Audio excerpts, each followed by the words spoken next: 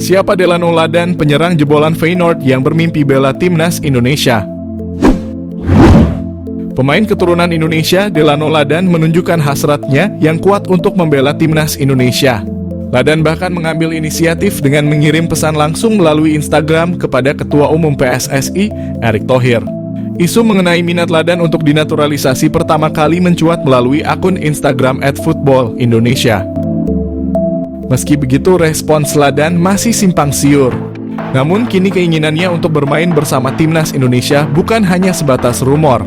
Pemain berusia 22 tahun ini telah menyatakan minatnya untuk dinaturalisasi yang dia sampaikan melalui pesan langsung kepada Erick Thohir. Ladan bahkan meminta Erick agar segera merespons pesan tersebut. Ladan memiliki akar kebangsaan Indonesia melalui keturunan dari kakeknya. Dia merupakan produk akademi klub elit Belanda, Feyenoord Rotterdam, dan telah bermain untuk beberapa klub lain di Belanda sebelum bergabung dengan TOP Os di Liga 2 Belanda. Meskipun bermain untuk klub yang berada di peringkat bawah klasemen, pemain yang berposisi sebagai penyerang itu telah mencetak 1 gol dalam 9 penampilannya bersama TOP Os. Selain berkompetisi secara teratur di level klub, Ladan juga memiliki pengalaman membela timnas Belanda dalam kelompok umur. Pemain berusia 23 tahun itu tercatat memulai karier sepak bolanya di Akademi Feyenoord pada 2006 hingga 2011 lalu. Ia menyeberang ke sejumlah tim seperti HA Glandia dan terakhir ADO Den Haag. Karier profesionalnya pun dimulai di ADO Den Haag, namun ia hanya 4 kali bermain di tim tersebut tanpa catatan gol. Ladan lantas dipinjamkan ke TOP Os lalu diangkut secara gratis oleh SC Cambuur. Di sana pemain kelahiran 9 Februari 2000 itu sempat mengemas 4 gol dan 2 assist dari 26 penampilan. Sayangnya Ladan dilepas setelah kontraknya berakhir. Ia kembali ke Feyenoord dan memperkuat tim U21 hingga direkrut lagi oleh TOP Os kali ini secara permanen. Buat publik terkejut, Jairo Riedewald dan Miliano Jonathans bakal susul Kevin Dix untuk naturalisasi. PSSI kembali menjadi pusat perhatian publik setelah beredar kabar mengenai rencana naturalisasi pemain keturunan Jairo Riedewald dan Miliano Jonathans yang disebut-sebut akan menyusul Kevin Dix. Kabar ini memicu beragam respons dari para pencinta sepak bola tanah air yang menantikan kehadiran pemain-pemain dengan kualitas internasional untuk memperkuat skuad Garuda. Sebelumnya dalam keterangannya, PSSI melalui Arya Sinulinga menegaskan bahwa fokus proses naturalisasi masih tertuju pada penyelesaian Kevin Dix. Namun diketahui kini Kevin Dix telah resmi WNI pada 8 November 2024 lalu. Kevin Dix memang menjadi salah satu pemain yang sudah lama diincar untuk memperkuat lini belakang timnas Indonesia, khususnya dalam menghadapi kompetisi internasional yang akan datang. Selesai proses Kevin Dix menjadi WNI, pecinta sepak bola tanah air pun berharap PSSI juga segera memproses naturalisasi Jairo Riedewald dan Miliano Jonathan. Perlu diketahui meski Jairo dan Miliano menjadi pemain yang ramai diperbincangkan patut untuk menembus dan memperkuat timnas Indonesia, proses naturalisasi pemain itu tidak dapat berjalan dengan mudah. Maka terkait rumor mengenai Jairo Riedewald dan Miliano Jonathan yang disebut-sebut akan menyusul Dix, Arya menjelaskan bahwa saat ini belum ada kepastian mengenai hal tersebut. PSSI masih belum memberikan lampu hijau untuk memulai proses naturalisasi bagi kedua pemain itu. Meski begitu, kehadiran nama-nama pemain keturunan ini tetap menjadi sorotan, terutama bagi publik sepak bola yang berharap agar timnas Indonesia bisa semakin kuat di bawah dukungan pemain-pemain dengan pengalaman internasional. Diketahui bahwa Jairo Riedewald merupakan pemain yang sudah berkarier di berbagai klub Eropa, sehingga kehadirannya diharapkan mampu menambah ketangguhan timnas Indonesia. Dengan pengalaman bermain di liga-liga luar negeri, akan menjadi daya tarik tersendiri bagi penggemar sepak bola Indonesia. Miliano Jonathans target naturalisasi timnas Indonesia. Suntikan tenaga tengah atau sayap, timnas Indonesia telah bertekad lolos ke putaran keempat kualifikasi Piala 2026. Untuk memuluskan misi itu, timnas Indonesia dikabarkan akan menambah kekuatan baru. Salah satu yang merupakan pemain santer yang telah diberitakan akan segera di WNI kan demi timnas Indonesia adalah Miliano Jonathans, yang merupakan penyerang Vitesse Arnhem yang bermain pada kasta kedua Belanda. Gelandangan Miliano Jonathans yang berusia 20 tahun ini yang mempunyai darah keturunan Depok, Jawa Barat telah mengakui sudah menjalinkan komunikasi baik dengan PSSI terkait rencana naturalisasinya. Apabila semuanya akan berjalan sesuai rencana, maka PSSI ini akan segera memproses naturalisasi Emiliano Jonathan sama seperti saat mereka melakukan terhadap Eliano Reinders dan Max Hilgers. Dengan kehadiran Emiliano Jonathan ini tentunya akan berdampak kepada daya gedor timnas Indonesia.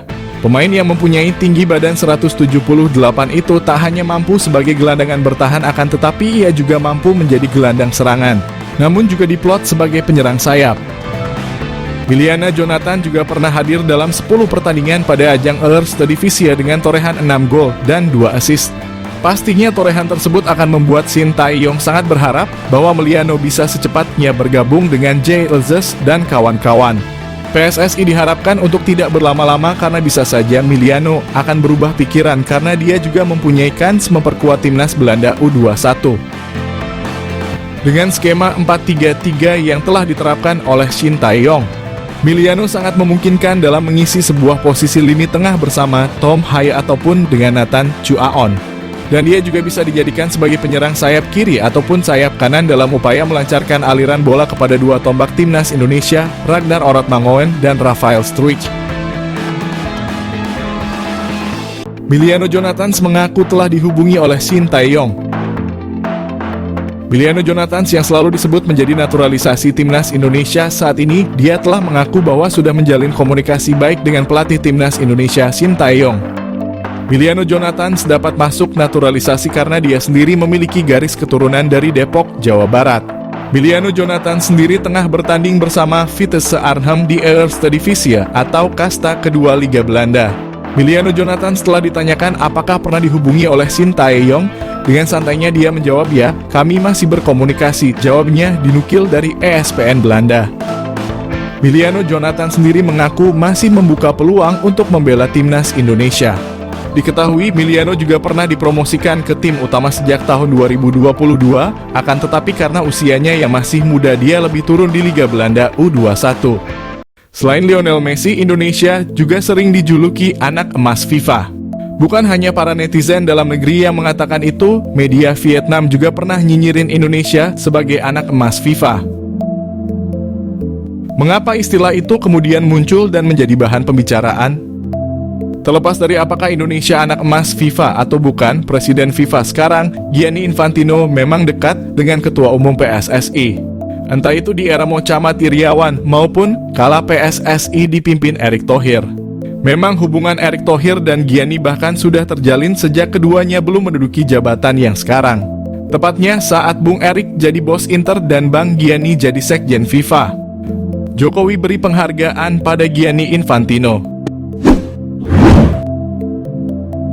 Tadi soal hubungan ketum PSSI dengan Gianni. Lalu entah apa yang membuat Infantino lebih layak dianugerahi tanda kehormatan bintang jasa pratama oleh Presiden Jokowi. Namun dilansir dari berbagai sumber, Gianni dianggap telah berkontribusi besar dalam sepak bola Indonesia. Penganugerahan tersebut sebagai tanda kehormatan yang akan mempererat hubungan antara FIFA dan Indonesia. Indonesia sendiri merupakan negara yang cukup unik yang paling sering dikunjungi Gianni dalam waktu singkat. Mendirikan markas di Jakarta. Indikatornya lumayan banyak mengapa Gianni Infantino dianggap berkontribusi pada sepak bola Indonesia. Salah satunya menurut laporan Detik Sport adalah FIFA turut membantu sepak bola Indonesia dengan mendirikan kantor perwakilan di Indonesia. Ini kebijakan yang belum pernah dilakukan sebelumnya. Hanya di era Gianni Infantino FIFA membuka markas di negara lain dan itu di Indonesia. Negara yang bahkan masih bermimpi lolos ke Piala Dunia. Mengutip Bola Sport, alasan mengapa FIFA berkantor di Indonesia adalah demi membantu transformasi sepak bola Indonesia pasca tragedi Kanjuruhan.